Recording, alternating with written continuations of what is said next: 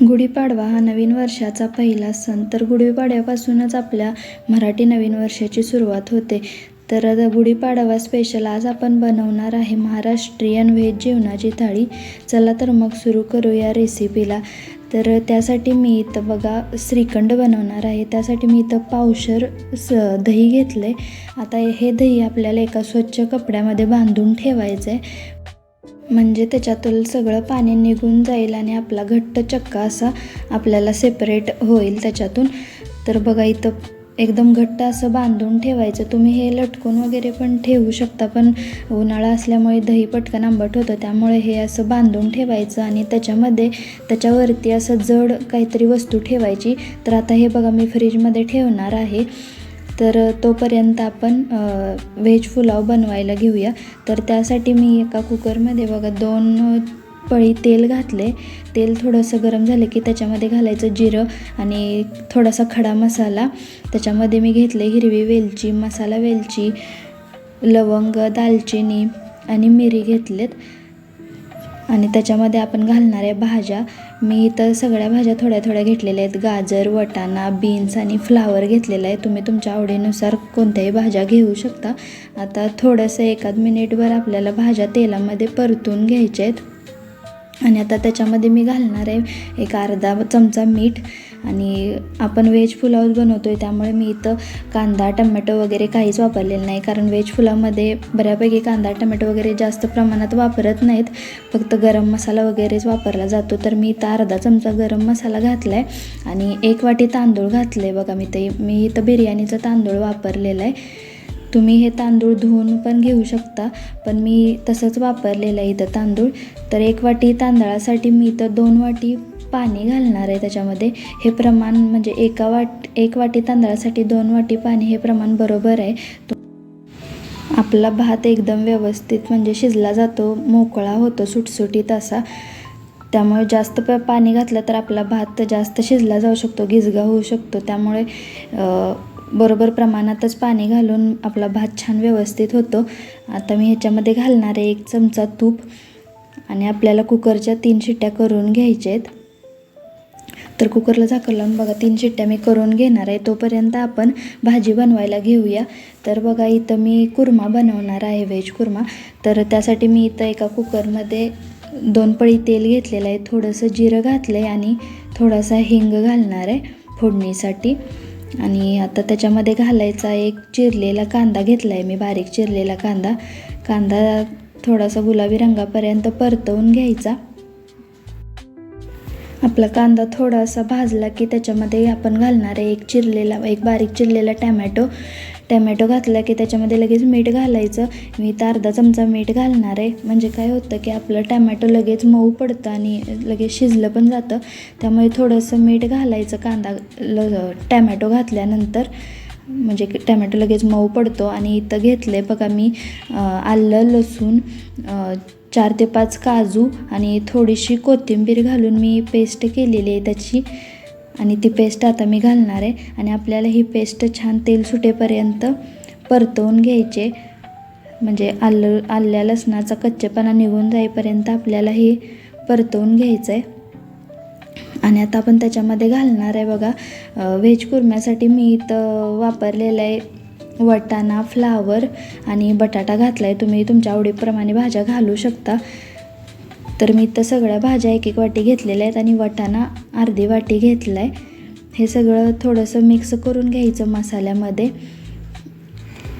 म्हणजे मसाला भाज्यांना सगळा व्यवस्थित लागला जातो. हे मिक्स करून घ्यायचं आणि आता त्याच्यामध्ये आपण मसाले घालणार आहे. तर हे थोडंसं मिक्स झाल्यानंतर आता मी त्याच्यामध्ये घालणार आहे बघा एक अर्धा चमचा हळद. आपला मसाल्यातला चमचा असतो त्यानेच अर्धा चमचा हळद घालणार आहे, अर्धा चमचा गरम मसाला आणि थोडंसं म्हणजे 1 ते 1.5 चमचा मी इथं धनेपूड घातलेले. आणि आपलं घरगुती चटणी वापरलेली आहे मी इथं 2 चमचे घरगुती चटणी. आता हे मिक्स करून घ्यायचं आणि थोडंसं एखाद मिनिटभर आपल्याला हे वाफ येण्यासाठी झाकून ठेवायचं, म्हणजे भाज्याला छान वाफ बसली पाहिजे. छान भाजलं म्हणजे तेल पण सुटतं भाज्यांना, त्यामुळे एखाद मिनिटभर झाकून ठेवायचं. तर बघा इथं मिक्स करून मी 1 मिनिटभर झाकून ठेवलेलं आहे. आणि आता आपल्याला त्याच्यामध्ये हवं तेवढं आपल्याला म्हणजे तुमच्या गरजेनुसार तुम्ही पाणी घालू शकता. मी इथं थोडीशी साखर घातलेली आहे चवीसाठी आणि इथं थोडंसं पाणी 1 ते 1.5 ग्लास पाणी घातलं आहे बघा. मी इथं मला जास्त पातळ भाजी नको आहे त्यामुळे मी 1 ते 1.5 ग्लास पाणी घातलेलं आहे. तुम्हाला जशी भाजी आवडत असेल त्यानुसार तुम्ही पाणी घालू शकता. आता ह्याला मी एकदम म्हणजे कमी गॅसवरच 1 शिट्टी फक्त घेणार आहे आणि एका शिट्टीत आपली भाजी छान शिजते. तोपर्यंत आपण पुरीसाठी कणिक मळून घेऊया. तर एका ताटात बघा मी इथं 2 वाटी गव्हाचं पीठ घेतलं आहे आणि त्याच्यामध्ये घालणार आहे 2 ते 3 चमचे बारीक रवा. रव्यामुळे काय होतं तर आपली पुरी फुगलेली असते, तळल्यानंतर ती पटकन अशी नरम पडत नाही, जास्त वेळ फुगलेली राहते. आणि थोडीशी साखर घातली आहे बघा मी इथं आणि थोडंसं मीठ घातलं आहे. साखरेमुळे आपली पुरी तेलकट होत नाही. आणि थोडं थोडं पाणी घालून आपल्याला बघा ही कणिक घट्ट मळून घ्यायची आहे, जास्त पातळ मळायची नाही कणिक. जास्त पातळ मळली तर आपली पुरी म्हणजे तेलकट होऊ शकते, त्यामुळे घट्ट मळायची कणिक. भिजल्यानंतर ती थोडीशी पातळच होते, त्यामुळे एकदम घट्ट अशी कणिक मळून घ्यायची. आणि बघा आपलं श्रीखंड म्हणजे दही पण पूर्ण त्याच्यातलं पाणी निघून गेले. हे मी रात्रीच फ्रीजमध्ये बांधून ठेवलं होतं आणि सकाळपर्यंत बघा त्याच्यातलं पूर्ण पाणी निघून गेले आणि आपल्याला घट्ट असं चक्का तयार झालेला आहे. आता एका बाउलमध्ये मी हे चक्का काढून घेणार आहे.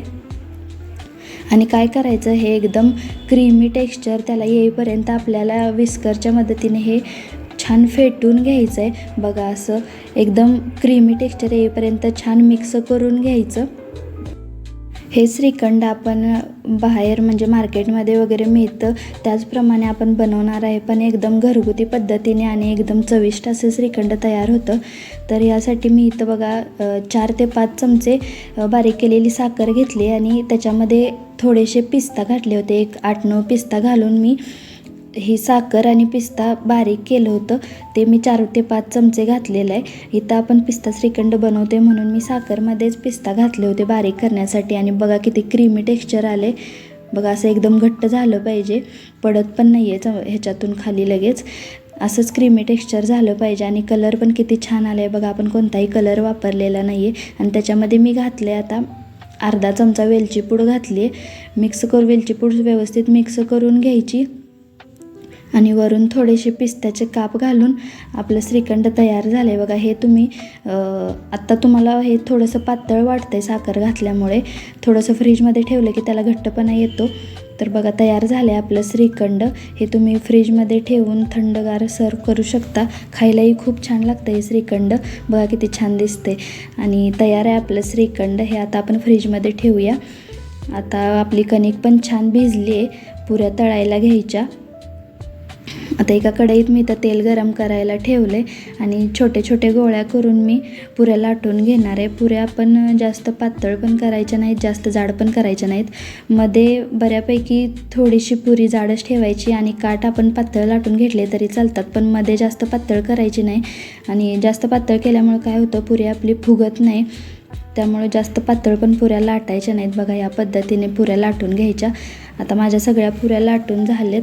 आता आपण तळायला घेऊया. तेल छान गरम करून घ्यायचं आणि थोडं थोडं असं पुरीवर तेल सोडत आपण पुरी तळून घ्यायची. पूर्ण एका साईडनं आधी पुरी तळून झाल्यानंतरच दुसऱ्या साईडनं आपल्याला पलटी करून तळून घ्यायची. सारखी जर पुरी तुम्ही उलटपलट केली तर ती पुरी तेलकट होऊ शकते. बघा किती छान पण कलर आला आहे आपल्या पुरीला. तर बऱ्याच ठिकाणी काय होतं, सणासुदीला कांदा लसूण वगैरे खाल्ला जात नाही. मग प्रश्न पडतो की जेवण चविष्ट कसं होईल. तर त्यासाठी काय करायचं, आपण कांद्याऐवजी फक्त टमॅटो पण वापरू शकतो किंवा काजू खोबरं याची पेस्ट पण करून घालू शकतो भाजी दाटसर होण्यासाठी. आणि लसूणऐवजी तुम्ही हिरवी मिरची, जिरे, कोथिंबीर हे सुद्धा वापरू शकता. तर बघा तयार झालं आहे आपलं सगळं जेवण. आपला व्हेज पुलाव पण बघा किती सुट्टा सुट्टा झालेला आहे. आणि आपला कुर्मा पण एकदम व्यवस्थित शिजलेला आहे एका शिट्टीमध्येच. थोडासा पातळ वाटतोय पण थंड झाल्यानंतर दाटसरच होतो. आणि पुरी बघा किती अजिबात तेलकट झालेली नाही आहे, किती टम्म फुगली आणि कलर पण किती छान आला आहे. तर आपण सर्व करून घेऊया आपली थाळी. तुम्हाला जर माझ्या या सिंपल आणि टेस्टी झटपट होणाऱ्या रेसिपी आवडत असतील तर माझ्या चॅनेलला नक्की सबस्क्राईब करा, लाईक करा, शेअर करा आणि एक छानशी कमेंट करायला अजिबात विसरू नका.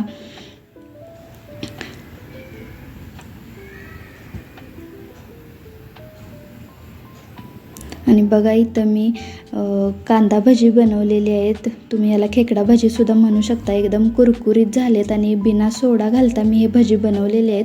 तुम्हाला जर याची रेसिपी हवी असेल तर मला कमेंटमध्ये रेसिपी असं नक्की टाईप करा. आणि तयार आहे आपली गुढीपाडवा स्पेशल थाळी. सोबत पापड, लिंबू, काकडी सगळं घालून आपली व्हेज थाळी तयार आहे बघा. दिसायला पण किती छान दिसते. अशी तुम्ही गुढीपाडव्याला असं जेवण नक्की ट्राय करा आणि मला कमेंटमध्ये नक्की सांगा की ही थाळी तुम्हाला आवडली का आणि कशी झाली आहे. मला नक्की कमेंटमध्ये सांगा. Thank you for watching. भेटूया नेक्स्ट व्हिडिओमध्ये. बाय.